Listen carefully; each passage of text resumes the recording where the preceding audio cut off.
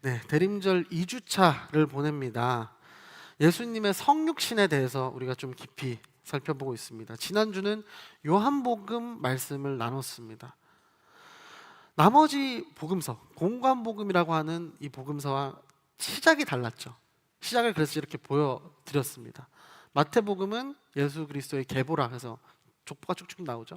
마가복음, 복음의 시작이다 이렇게 나왔고, 누가복음은 이 데오빌로 각하에게 쓰는 편지였어요.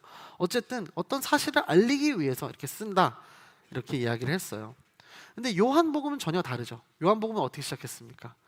성육신을 어떻게 말해요? 태초에 말씀, 원어로 로고스라는 표현을 썼다 그랬어요. 로고스가 계셨고, 그 말씀은 하나님과 함께 계셨고, 그 말씀은 하나님이셨다.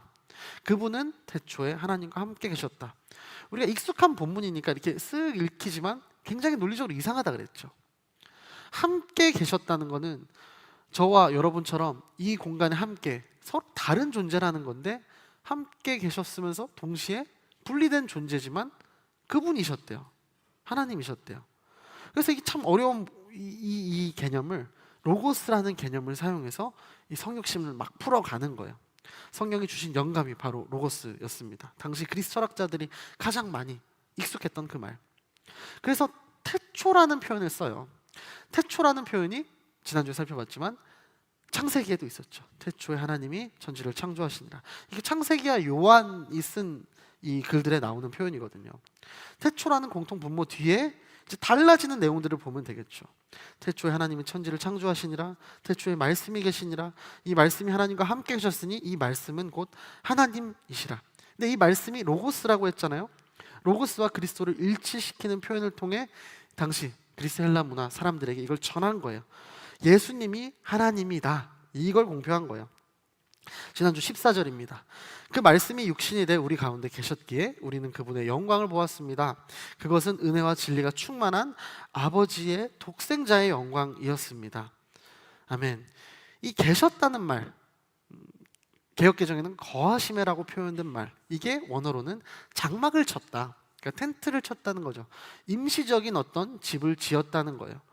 출애굽했던 이스라엘 백성들이 광야에서 잠시 장막을 쳤던 것처럼 세상에 30여 년간 예수님이 육신의 장막을 쳤다.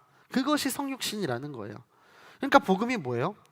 직접 오신 거예요. 우리가 찾아가는 게 아니라 성육신에서 오셨다. 하나님이 인간의 모습으로 오셨다. 우리를 위해. 이게 복음이고 구원의 시작이라는 거죠. 그러면 왜가 중요하겠죠. 왜 오셨을까? 왜? 하나님이 우리를 사랑하시니까, 사랑하면 보고 싶으니까, 만나고 싶으니까. 그래서 대면하러 오셨고 우리 안에 거하기 위해서 오신 거예요. 장막이 아니라 이제 임시적인 방편이 아니라 우리 안에 거하시기 위해 말씀으로 오셨고, 그 말씀이 우리 안에 거하는 게, 성육신이 우리 안에 거하는 거, 그게 성육신의 의미라는 거예요. 그래서 여러분, 제가 이런 질문을 드리면서 끝냈습니다. 여러분 한 분 한 분을 위해 성육신 하셨다는 그 사실을 기억하게 되기를 축복한다. 설마 나 때문에 오셨을까? 맞다고요. 여러분 때문에 오셨다고요.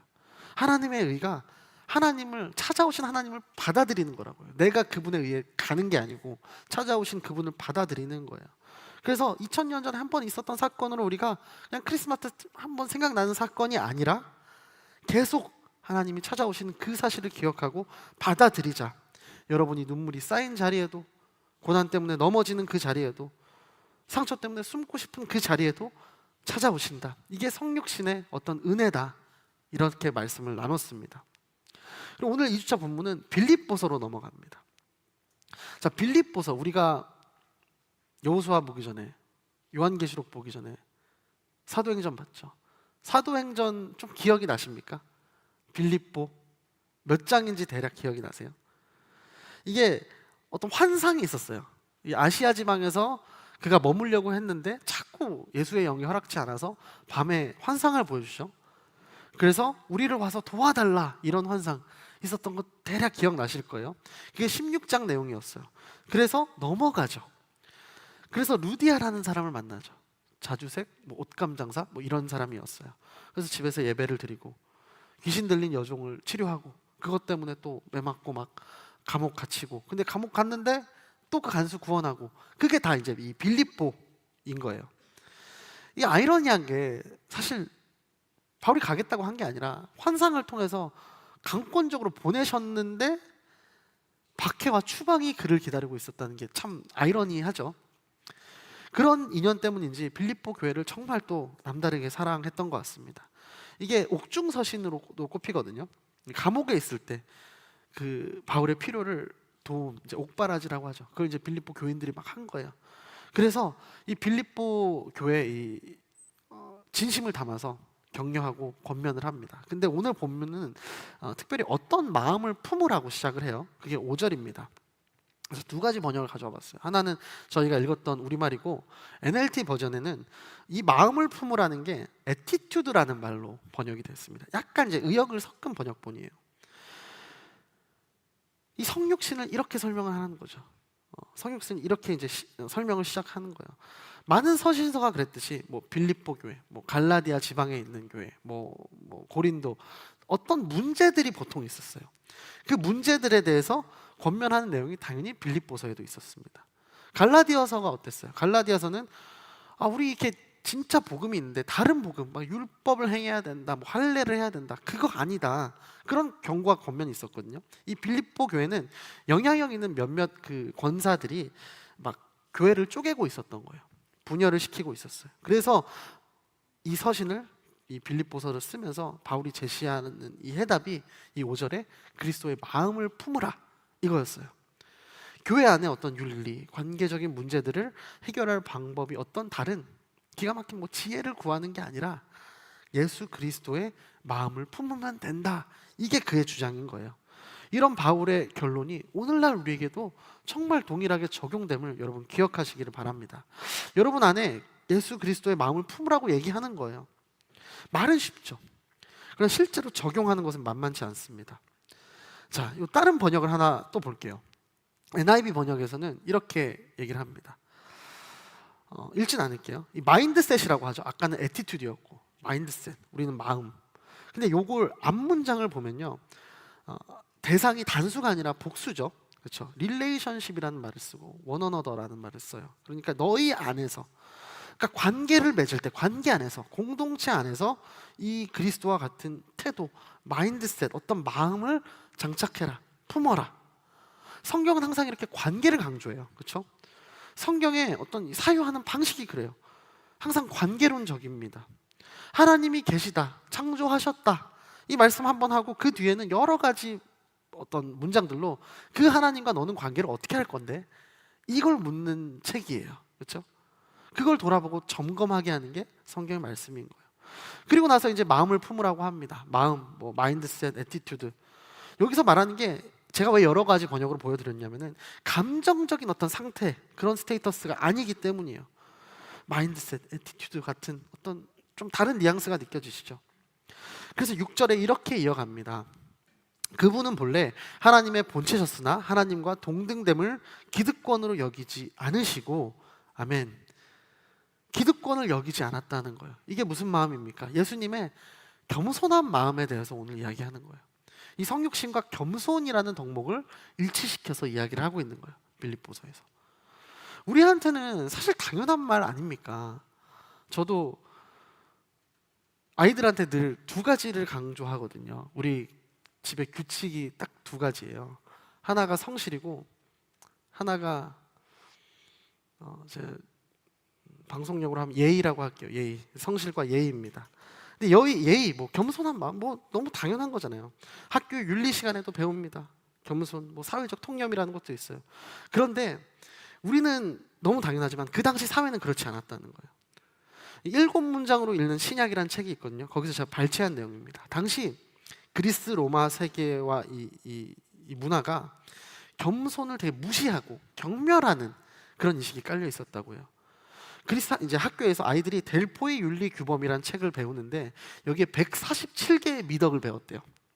그 가운데 일부는 오늘날까지도 이어온 명제들이 있습니다. 대표적으로 소크라테스 하면 뭐가 생각나세요? 너 자신을 알라, 뭐 이런 명제가 여기 있었다는 거죠.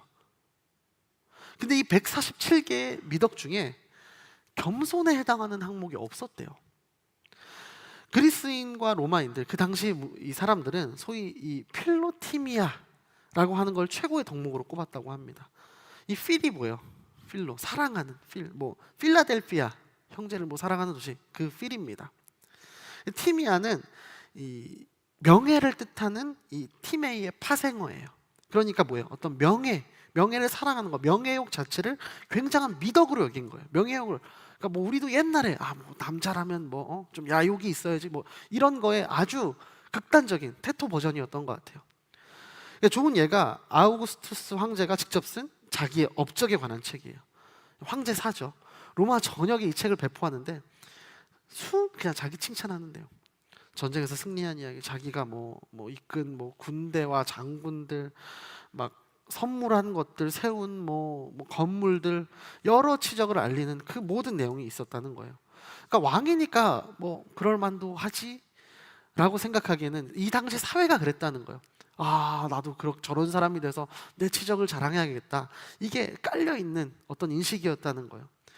지금 우리가 보면 진짜 자뻑이 너무 심한 거 아닌가, 이 책을 끝까지 보기 너무 어렵지 않을까라고 생각될 수 있지만, 근데 계속 보다 보면 그렇대요. 좀 대단한 것도 같다, 이런 마음이 들고, 인간의 마음에 이 정도 했으면 뭐 그럴 수도 있지 않은가, 이렇게 명예욕과 뭐 자기 칭찬하는 게 당연시 되던 그 사회, 그게 미덕의 시대였다는 거예요. 그런데 바로 이때 정반대 한 사람이 생뚱맞게 등장하는 거예요. 나사렛 촌동네 유대인 한 명이 등장해서 온 세상을 향해서 진정한 미덕이 무엇이다? 참다운 미덕이 겸손이다 라는 걸 알려주는 게 이 사건인 거예요. 그래서 본문 6, 7절에는 아까 말한 요한복음과는 좀 다른 방식의 성육신을 설명을 합니다. 자, 6, 7절을 제가 읽어볼게요. 그분은 본래 하나님의 본체셨으나 하나님과 동등됨을 기득권으로 여기지 않으시고 오히려 자신을 비워 종의 형체를 가져 사람의 모양이 되셨습니다. 아멘. 본래 하나님의 본체, 어떤 폼, 영광스러운 존재였으나 종의 형체, 그렇죠? 종의 형체를 취했어요. 자기를 비웠다. 자기의 모든 기득권, 특권을 버렸다. 영어로 겸손을 humility, 여기서 이렇게 얘기하잖아요. 근데 이게 휴머스라는 이 땅, 뭐 토지, 흙이라는 라틴어에서 나왔대요. 우리가 라틴어는 잘 모르지만 저 단어를 보면 옆에 휴먼이 생각나지 않습니까? 실제로 파송이 되었다고 해요. 그러니까 겸손이 자기 자신을 낮추는 데 그치지 않고 내 자존심, 내 욕망들을 버리고 정말 희생하며 이 흙된 마음으로 생명을 살리고 보존해서 그 어떤 나를 기반 삼은 그 나무가 열매를 맺게 하는 그 모습, 그게 휴먼에 담겨 있는 말인 거예요. 그 모습을 예수님이 보여주신 거예요. 가장 완벽하게. 근데 어떻게 해요? 스스로 자발적으로 보여줬다는 겁니다. 자발적인 겸손을 보여줬다는 거예요. 이 겸손과 자발적인 이 두 가지 개념이 따로 갈 수 없는 거죠. 어쩔 수 없이 시켜서 비운 게 아니라, 할 수 없이 비운 게 아니라 자원하여 비웠던 그 겸손이었습니다. 왜입니까? 작년이 아니라 지난주에도 똑같은 말씀 드렸지만 사랑하니까죠. 사랑이 아니면 설명이 안 됩니다. 사랑이 우리를 낮아지게도 만들고요, 겸손하게도 만들고요, 역설적으로 또 자유함을 줍니다. 자유하다는 건 그 마음에 평안이 있다는 거예요. 겸손한 만큼 감사가 있고 낮아지는 만큼 또 기쁨이 주어집니다. 그래서 바울은 갈등으로 쪼개지고 있는 이 빌립보 교회를 향하여 가장 사모해야 하는 성품이 바로 이 그리스도의 겸손임을 말하고 있는 겁니다. 예전에 큰 성공을 거뒀던 영화 시리즈 중에 본 시리즈라고 있었어요. 어마어마한 인간 병기로 키워진 이 주인공이 있습니다. 제이슨 본이라는 첩보 요원이 있는데 작전 중에 이제 1편에서 기억을 잃은 상태로 이제 출발을 해요. 그러니까 자신이 누군지도 모르고 겨우 그냥 그렇게 살아가다가 자신의 몸을 어떤 시비가 걸려서 좀 방어할 일이 생기는데 다 막아지는 거예요. 막 이렇게 다 막아지는 거예요. 그리고 막 싸움을 너무 잘하는 거예요, 자기가. 그렇게 기억을 한 조각 한 조각 모음을 하고 자신의 그 기억을 되찾고 정의를 찾기 위해서 고군분투하는 내용입니다. 그러면 제이슨 본이라는 주인공이 기억을 잃기 전, 기억을 잃고 나서, 기억을 되찾은 이후 이 세 시점에 그가 다른 사람입니까? 그렇지 않죠. 오늘 본문 표현대로 하면은 다른 본체를 가졌나요? 그렇지 않아요. 아니잖아요. 근데 예수님이 이 땅에 오셔서 스스로를 비우셨다는 거, 뭐가 다릅니까? 전 기억을 갖고 계시는 거예요. 예수님은 다 막을 수 있어요. 싸움도 막 엄청 잘해. 근데 그냥 주워 터지고 맞고 계시는 거예요. 그런데 그 형체를 어떻게? 스스로 다 비워내신 거라고요. 6절에서는 본래 하나님의 본체셨다 그랬고 7절에서는 종의 형체를 가지셨다고 하셨잖아요. 이 두 단어가 본체가 똑같은 단어예요. 모르페라는 본질 그 자체예요. 이 말은 6절에서는 예수님은 완전한 하나님이셨고 7절에서는 완전한 인간 그 자체였다는 거예요. 여러분 이 사실이 왜 중요하냐면 예수님은 이 땅에 계실 때도 그대로 완전한 하나님이셨다는 거예요. 그런 영화 스토리들이 있잖아요. 막 번개 맞고 너하고 나하고 막 몸이 바뀌어가지고 다음날 일어났는데 몸이 바뀌는 그런 내용들이 있잖아요. 그럼 주인공은 몸은 바뀌었지만 기억은 그대로 있잖아요. 예수님이 사람으로 오셨지만 천국에서 누리시던 그 영광이 다 있어요. 그분에게. 그렇기 때문에 땅에서 누리는 고통이 정말 얼마나 컸겠습니까? 하늘의 왕으로 군림하는 독수리 있잖아요. 좁은 케이지에 가둬놓고 아무리 먹이와 케어를 잘 해줘도 얼마 못 산다고 해요. 왜 그렇겠어요? 그 정체성이 거기 있지 않으니까. 넓게 하늘 펼치고 날개 펼치고 날아야 되니까. 그 자유를 뺏고 하늘로부터 추락시켜서 땅에 가둬놓는다? 고단백의 식사를 줘도 의미가 없는 거예요. 자신의 정체성이 더 중요한 거예요. 그 정체성이 혼란스러워지면 자기 수명만큼 못 사는 거예요. 한낱 독수리도 그런데 말씀으로 천지를 창조하신 그 하나님이 이 땅에 오셔서 우리와 같이 인간의 몸을 입으시고 시공간에 갇힌다? 이게 좀 말이 안 되는 내용이잖아요. 이 대림절의 시즌, 크리스마스의 시즌, 우리는 좋지만 예수님한테는 엄청난 이 고통의 시작의 시즌이었다는 거예요. 그게 겸손이라는 거죠. 겸손은 내가 마땅히 누려야 되는 수준을 포기하고 더 낮은 곳으로 가는 거죠. 그걸 어떻게? 스스로, 자발적으로. 제가 좀 전에 시작이라고 말씀드렸습니다. 우리한테는 너무 따뜻하고 막 기다려지는 시즌이지만 하나님의 아들 예수님한테는 시작이었어요. 근데 여기서 멈추지 않으십니다. 더 가세요. 오늘 본문 8절입니다. 한번 같이 읽어볼까요? 시작. 그리고 그분은 자신을 낮춰 죽기까지 순종하셨으니 곧 십자가에 달려 죽으신 것입니다. 아멘. 이 오신 것만 해도 우리가 이해할 수 없는 영역인데 이미 충분한 겸손이라고 생각을 했는데 더 가십니다. 어디까지요? 죽기까지, 십자가까지 가신 거예요. 예수님의 겸손은 항상 그렇게 더 낮은 곳으로 가시는 거예요. 더 낮은 곳으로. 사람들은 응당 자기 직분에 상응하는 어떤 대가를 기대하는 그 마음이 있습니다. 그리고 관성처럼 한 번 누린 특권은 몸에서 그 기억이 잘 떨어지지가 않아요. 그런 이야기 있잖아요. 막 CEO들끼리 아니면 막 고위 공직자들끼리 같이 비행기 타고 내리면 컨베이어 벨트 계속 돌아간다 그러잖아요. 자기들이 짐을 찾아본 경험이 없어서 계속 돌아간대요. 짐이 나와도 늘 누가 찾아줬으니까, 늘 누가 해주는 게 익숙한 사람들이니까. 그분들이 뭐 잘못됐다는 게 아니라 사람들이 그 정도 이제 기대를 한다는 거예요. 그 사람들이 같이 엘리베이터 타면은 안 간대요. 아무도 층을 안 눌러서. 이분들이 교만해서라기보다 내 수준에 맞는 이 대접을 받는 게 굉장히 익숙해지는 거죠. 사람들이 그렇다는 거예요. 저는 그래서요, 우리 온누리 교회가 교역자들을 섬기게 하는 그런 정신이라고 할까요? 그런 스피릿이 있습니다.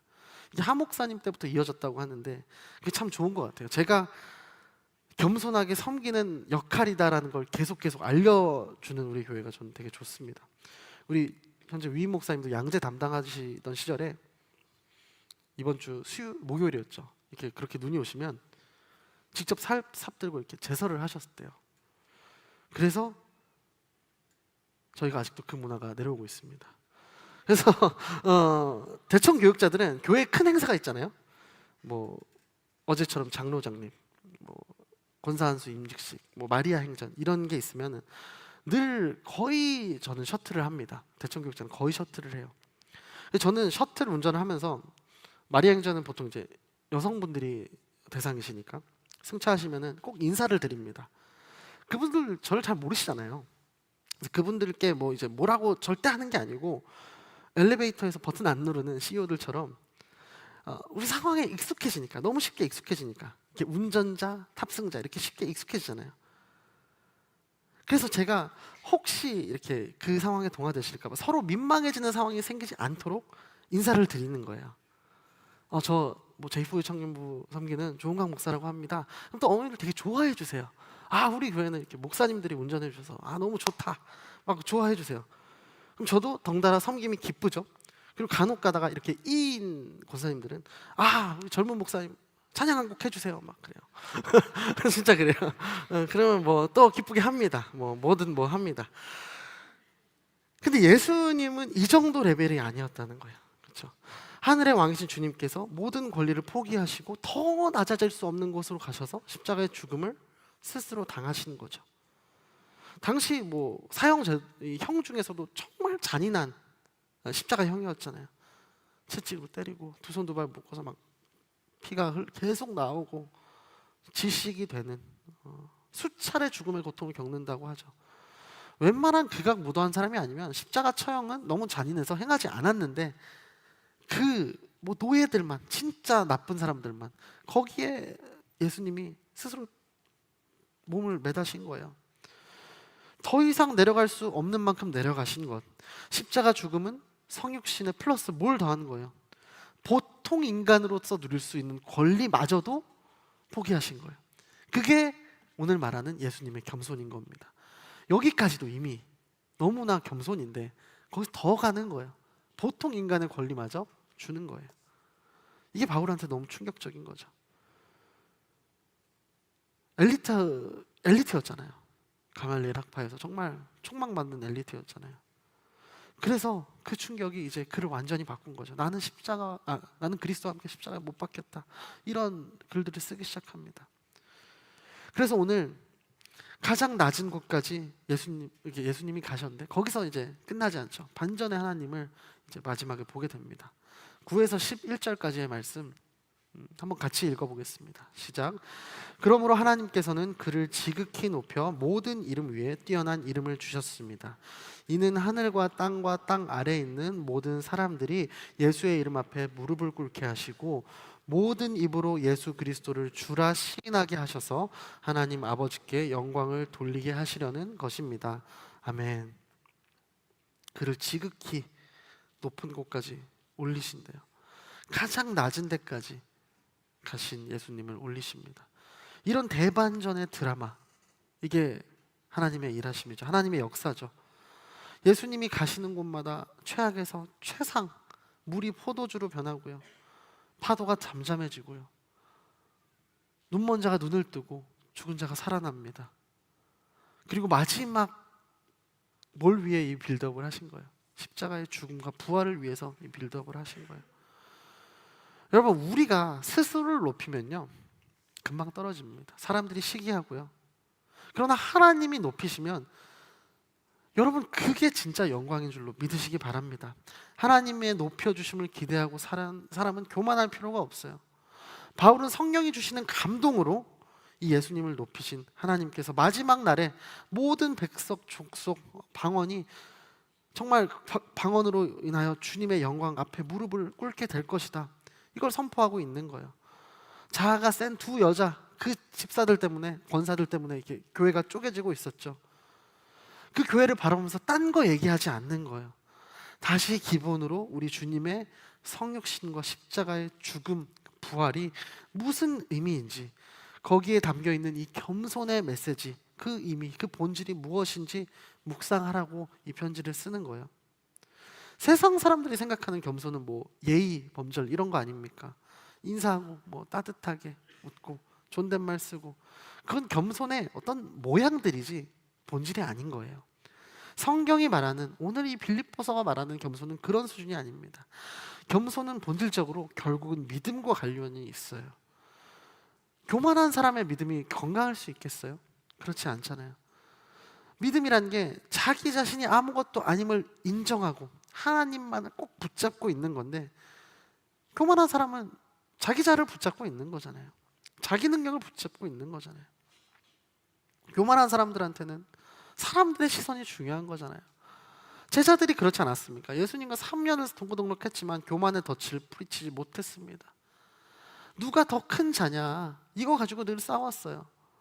저는 여러분의 믿음이 성장하면 할수록 영적으로 영향력 있는 위치에 올라가면 가실수록 이 더 낮은 자, 작은 자의 마음을 가지게 되시기를 축복합니다. 그렇게 예수님이 철저히 자기 비움의 삶을 사셨다는 거예요. 앞서 말씀드렸지만 성육신은 100% 인간 100% 하나님, 이거를 전제하고 가는 거예요. 십자가 사역 전에 어디 가십니까? 겟세마네 동산 가서 막 엄청나게 기도하시잖아요. 만약에 하실 수 있으면 이 잔을 치워달라고 하시잖아요. 지나가게. 하지만 하나님이 어떠셨어요? 침묵이라는 방법으로 응답하십니다. 이건 너가 져야 되는 잔이다. 이렇게 응답하시죠. 그렇게 죽기까지 복종을 하십니다. 자기를 비워 몸을 입고 죽기까지 복종하셔서 십자가에 매달리시죠. 그런데 그 마침내 가장 낮은 자리에 계신 예수님을 어떻게 하셨습니까? 그런 말이 있어요. 깊이를 뒤집으면 뭐가 됩니까? 깊이를 뒤집으면 높이가 되는 거예요. 주님이 저 높은 곳에서 가장 낮은 자리까지 오십니다. 그래서 하나님이 어떻게 그를 높이십니까? 깊이를 뒤집으시는 거예요. 역전의 하나님께서 내가 가장 낮은 자리에 설수록 더 높여주신다는 사실을 여러분 믿으시기 바랍니다. 그래서 우리는 절망의 끝, 고난의 끝, 그 끝에서 희망으로, 소망으로 다시 한번 서선할, 다시 한번 일어날 힘이 있는 거예요. 예수님을 믿는 우리에게 예수님이 그 샘플을 친히 보여주셨으니까, 그 깊이를 높이로 바꾸시는 역사를 보여주셨으니까, 모든 이름 위에 뛰어난 이름을 가지셨으니까. 자, 여기서 다시 한번 초반에 했던 말씀 다시 한번 드릴게요. 당시 이 그리스 로마 문화에서 가장 중요하게 생각했던 가치, 명예라고 말씀을 드렸잖아요. 예수 그리스도의 그 십자가, 유대인의 왕, 그 이름, 가장 수치스러운 이름이었습니다. 그런데 그를 가장 영광스러운, 모든 이름 위에 뛰어난 이름으로 세우신다고 하세요. 그게 하나님의 역사였어요.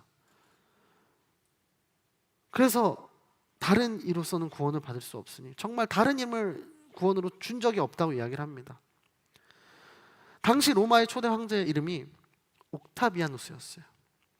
이 사람이 막 전쟁에서 승리하고 태평성대를 이뤘을 때 원로원이 명예로운 호칭을 주거든요.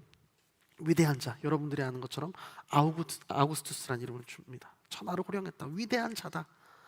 그 이름의 위치가 바뀝니다. 예수님의 이름이 그보다 더 높아진다는 거예요. 예수님의 이름이 가장 낮아진 것처럼, 경멸스러운 위치에 있는 것처럼 보였는데 모든 이름 위에 높이셨다. 그리고 이제 예수님을 마침내 주님이라고 부르게 하셨다는 거예요. 여기 주목해야 될 게 뭐냐면요, 예수님 이름 앞에 무릎을 꿇게 하실 것이다가 아니에요. 미래형이 아닙니다. 과거 완료입니다. 이미 성취가 일어났다는 거예요. 공식적으로 예수님을 주님이라 시인하게 되었다. 그 역사가 일어났다는 거예요. 이것이 바로 그리스도의 영광입니다. 높은 자리에 서서 이제 만유를 다스리는 분이기 때문에 영광을 받는 것이 아니라, 예수 그리스도가 이전에 육신을 가지고 공간의 제약을 받았지만, 우리와의 만남에도 제약이 있었지만, 나되니 뭐 이제 더 이상 아니다. 이제는 예수 그리스도가 높아졌기 때문에 제약을 받지 않게 되고 여러분과 저와 한 사람 한 사람 모든 관계를 맺을 수 있게 되었다. 이것이 성육신이 축복인 거예요. 말씀을 정리해 보겠습니다. 이 그리스도의 마음을 품고 살으라, 이렇게 바울이 주문을 하는데, 아까 품는다는 말 기억하시죠? 가능성의 형태로 있는 것을 따뜻하게 받아들이면 뭘 하는 거예요? 그걸 내 삶에 드러내는 거예요. 현실화하는 거예요. 실제로 그리스도의 마음을 품고 살아가는 거예요. 그게 어떻게 이루어지냐? 오늘 말씀 뭐라고 합니까? 주님의 태도, 그 마음을 본받는 거, 애티튜드, 마인드셋을 갖는 건 내가 어떤 업적으로 드러나는 게 아니고요, 비움으로 드러나는 거라는 거예요. 버림으로. 지금 이 편지를 쓰고 있는 바울이 그렇잖아요. 옥에 갇혀 있잖아요. 뭐가 되고 있습니까? 로마에 온 다음부터 그냥 옥살이 하고 있어요. 그러나 그는 이 안에서 그리스도의 겸손을 얘기합니다. 겸손을 다시 한번 영어로 보면요, 휴밀리티였잖아요. 이게 휴밀리타스라는 라틴어에서 나왔다고 합니다. 근데 유사하게 생긴 말이 있죠. 휴밀리에이션. 이게 굴욕이라는 말이죠. 수치스럽다는 말이잖아요. 그렇죠? 이게 같은 언어에서 나왔다는 거예요. 무슨 차이가 있습니까? 겸손과 굴욕. 윈 목사님이 그런 예를 드셨어요. 내가 뭐 공동체 누군가를 사랑하는 마음으로 뭐 더러운 곳을 청소를 했다, 뭐 화장실 청소를 했다. 겸손한 자세죠. 근데 시켜서 했어요. 그건 굴욕이 될 수 있는 거예요. 그렇죠? 공동체 안에서 뭐 순 안에서 어디서든 자발적으로 하는 그 겸손의 모습이 예수님의 발걸음을 따라가는 것이고, 어쩔 수 없이 한다면 그것은 모양은 똑같아 보일지 몰라요. 하지만 그거는 하나님 보시기에 굴욕인 거예요. 사랑하는 J4의 청년 여러분, 오늘 바울이 던지는 메시지 단순하죠. 그리스도의 마음을 품어라. 그분이 걸어가셨던 낮아짐의 길, 겸손의 길, 사랑의 길, 비움의 길 걸어가라, 이거 아닙니까? 이 품는다는 게 감정적인 게 아니라는 거예요. 주님의 마음을 품는 거 화려한 것도 아니에요. 눈에 못 띄는 어떤 업적을 이뤄내는 게 아니에요. 비우는 데서, 버리는 데서 시작하는 겁니다. 자발적으로 낮아지면 겸손이 된다는 사실, 하지만 억지로 낮아지게 된다면 굴욕이 된다는 사실을 기억하십시오. 여러분이 부르심을 받은 그 모든 곳에서 여러분의 섬김이 자발적으로 기꺼이 자원하여 이루어지기를 소망합니다. 여러분, 지금 여러분의 삶에서 주님이 원하시는 낮아짐의 자리가 어디인지 여러분 돌아보시고 또 기도하시면서 마음을 구하시면 좋겠어요. 지금 여러분의 관계, 가정, 공동체 안에서 주님이 요구하시는 그 하나의 비워냄이 무엇입니까? 그걸 여러분 오늘 구하시면 좋겠어요. 그곳으로 내려가십시오. 그것을 비워내십시오. 오늘 그 결단을 하시길 소망합니다. 그 결단이 여러분을 약하게 만드는 게 아니에요. 말씀드렸잖아요. 깊이를 뒤집으면 높이가 됩니다. 하나님이 낮아신 예수님을 지극히 높이신 것처럼 주님의 마음을 품고 따르고 여러분의 삶으로 증거하는 인생들 되길 소망합니다. 주님, 자발적으로 그리스도의 마음을 품게 하여 주옵소서. 이 고백들이 우리 안에서 정말 기쁜 마음으로 끊이지 않을 때 여러분을 지극히 높이시고 사용하시는 주님의 은혜를 경험하게 될 줄로 믿습니다. 그 은혜와 겸손이, 그런 마음이 이번 대강절 시즌 동안 여러분의 삶과 마음 전체를 부드럽게 감싸고 변화시켜 가시기를 예수 그리스도의 이름으로 축복합니다. 우리 함께 이 말씀 기억하면서 이 땅 위에 오신 예수님을 찬양하겠습니다.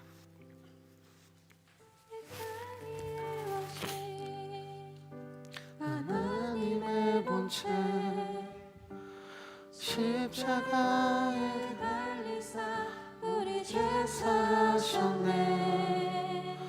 하나님이 그를 지극히 높여 모든 일을 위해 뛰어나 이름을 주사 우리 예수 이름 앞에 절하고 모든 일이 주를 시네. 영광 중에 오실 주를 보리라. 선포해 왕께 만세. 존귀와 위엄을 찬양해. 왕의 왕께 만세. 주 예수. 우리 2절로 찬양하겠습니다. 우리는 고대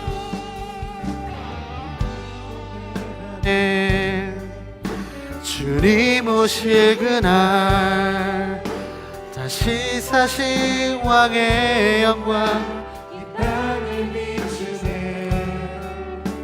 사단의 권세는 주 앞에 무너져 생명과 진리의 주 권세 가장 높도다. 우리 예수 이름 앞에 절하고 모든 입이 주를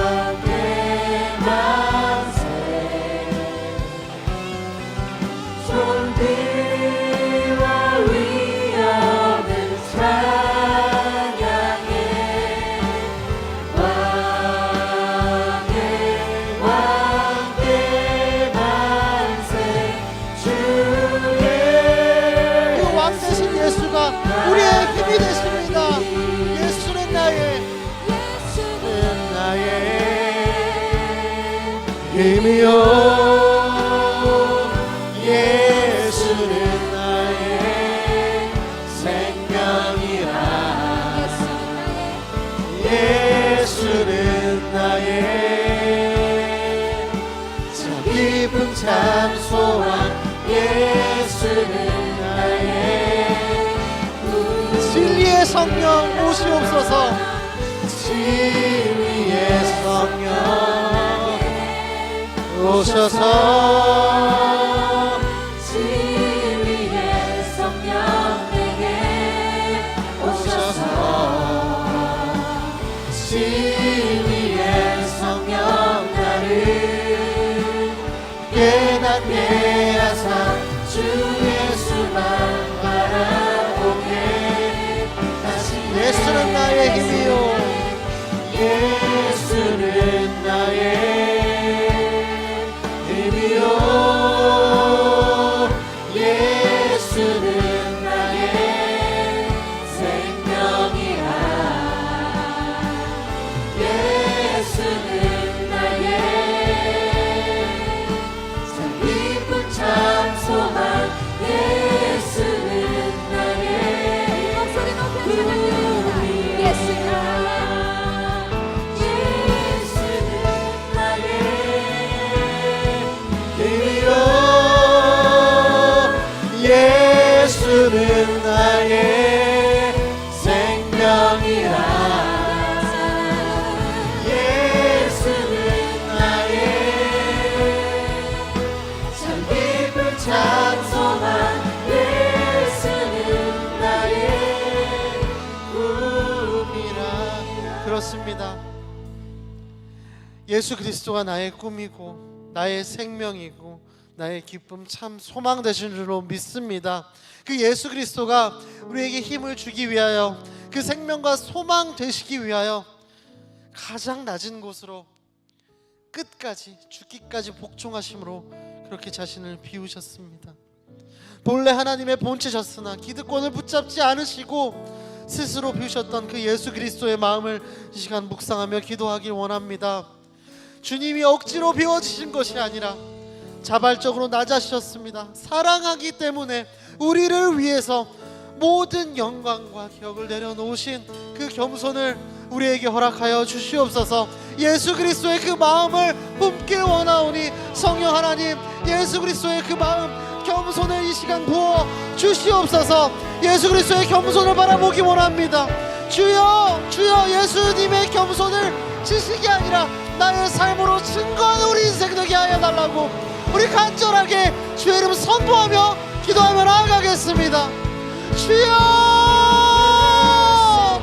주님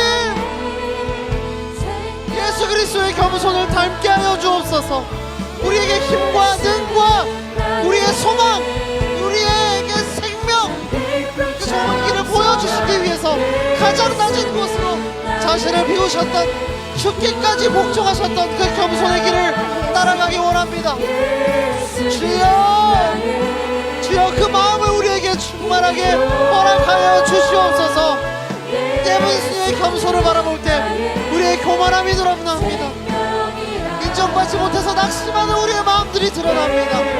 나에게 맞는 대우를 당연하게 여기는 우리의 굳은 마음을 주님 만져 주시옵소서. 그러므로 오직 예수 그리스도의 겸손이 예수 그리스도의 그 마음이 우리에게 힘과 능력이 되는 줄로 믿고 나아가게 하여 주시옵소서. 주여 예수 그리스도의 겸손을 내가 지식으로 하는 것에 그치는 인생이 아니라 정말 나의 삶으로 더 깊이 배우고 증거하게 하여 주시옵소서. 더 낮은 자리로 우리가 가겠습니다. 더 먼저 손 내미는 그 자리로 가겠습니다. 주님을 닮아가는 그 자리로 우리를 주님 인도하여 주시옵소서. 주님 주여 하나님의 본체셨으나 기득권을 붙잡지 아니하시고 스스로를 비우셨던 그 마음을 우리에게 허락하여 주시옵소서. 주여 주여 그 마음을 품기 원합니다. 주님 나의 자를 비워 주님 그 그리스도의 마음을 우리에게 충만하게 허락하여 주시옵소서. 주여 주여 계속해서 기도하며 나아갈 때 그 그리스도의 마음을 품는 결단의 기도를 드리기 원합니다. 바울이 감옥에 갇힌 그 절망적인 상황 속에서도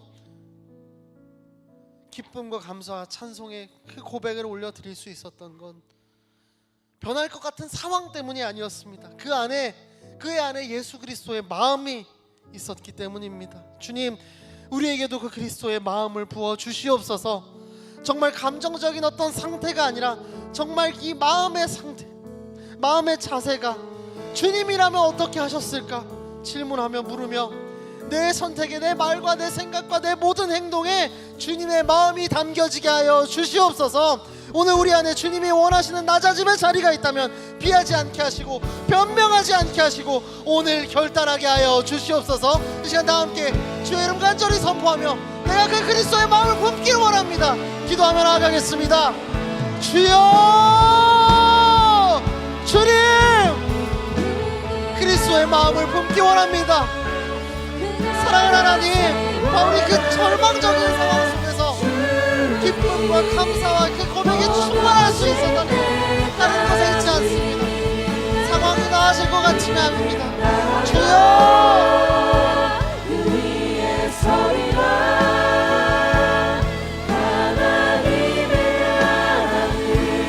그의 상황이 아니라 그의 마음속에 예수 그리스도의 그 충만한 마음이 그에게 보였기 때문인 줄로 믿습니다.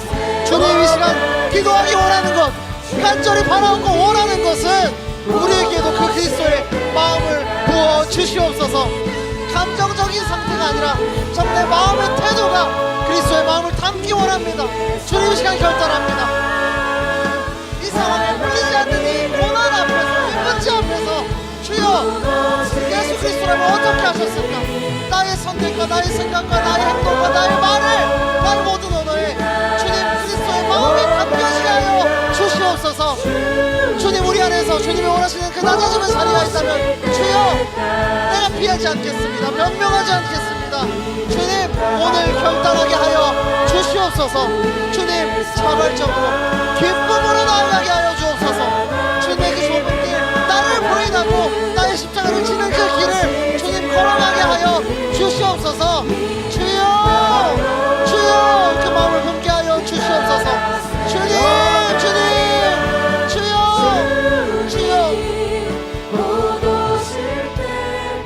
마지막으로 기도하기 원하는 것은 성육신하신 그 예수 그리스도가 정말 역사적으로 있었던 어떤 사건이 아니라 내 삶을 움직이는 그 원동력, 성령 하나님의 인도하심이 되게 하여 주옵소서.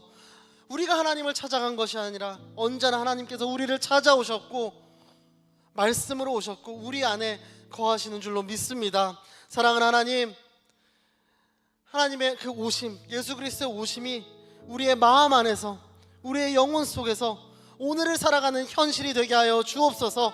오늘을 살아가는 나의 인생 속에서 예수 그리스도가 드러나게 하시고 하나님의 꿈과 하나님의 비전, 하나님의 뜻이 드러나게 하여 주시옵소서. 그 찾아오신 하나님을 우리가 받아들일 때 하나님, 내가 주님 안에, 주님이 내 안에 거하는 그 연합의 축복을 누리게 하여 주시옵소서. 우리 마지막으로 기도할 때 그 성육신하신 예수 그리스도, 이 크리스마스를 기다리는 이 시즌, 그 성육신하는 그리스도가 나의 삶을 통하여 드러나게 해달라고 우리 함께 주의 이름 간절히 선포하며 기도하겠습니다. 주여, 주님, 하나님이 우리에게 오셨습니다. 이 놀라운 복음을 다시 붙듭니다. 우리가 하나님을 찾아가는 순간은 없었습니다. 하나님께서 우리에게 오셨고 육신의 장막을 치시고 우리에게 곁에 거무렸습니다. 우리가 외로웠던 자리, 숨고 싶었던 자리, 눈물이 고인 그 상처의 자리에도 찾아오시는 그 주님을 믿습니다. 주여, 우리를 향해 멈추지 않고 걸어오시는 그 사랑의 깊이를 체험하는 우리 인생들 되게 하여 주시옵소서. 하나님, 하나님의 오심이 2000년 전에 있던 사건으로 끝나지 않게 하시고 오늘도 우리 안에서 나를 운행하시는 그 힘이 되게 하여 주옵소서. 주여, 주여, 우리를 찾아오시는 그 하나님 거부하지 않게 하시고 닫힌 마음을 열어 하나님의 임재를 받아들이는 인생 되게 하여 주옵소서. 그러므로 내가 걸어가는 한 걸음 한 걸음이 예수 그리스도가 드러나는 인생 되게 하여 주옵소서. 주여, 주여, 그렇게 우리를 부르셨습니다. 주여, 나를 존귀하게 여기시는 그 하나님의 음성을 따라가오니 주여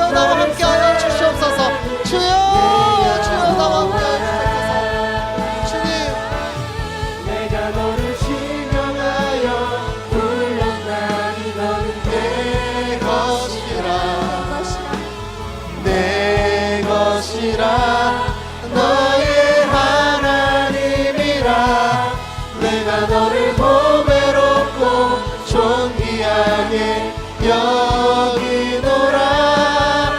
너의 사랑하는 내 여호와라.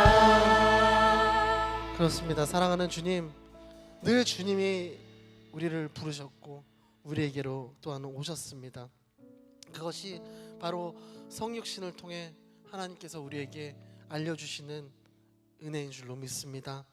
주님, 오늘 말씀을 통해 성육신하신 그 예수님을 다시 한번 바라봅니다.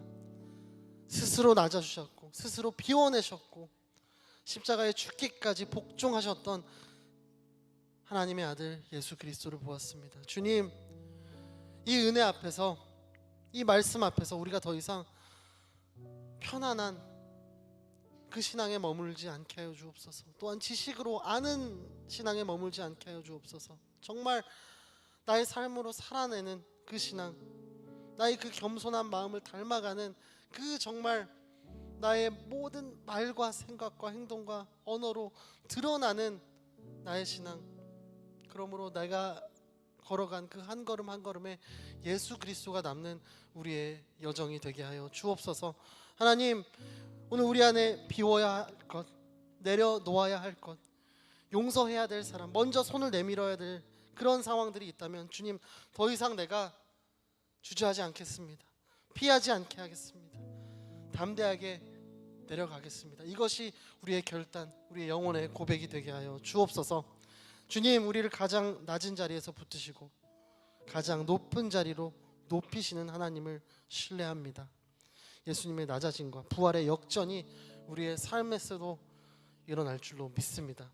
주님, 우리가 그리스도의 마음을 품길 원하오니 자발적으로 기쁨으로 그리스도의 마음을 품을 수 있도록 성령 하나님 우리와 함께하여 주시옵소서.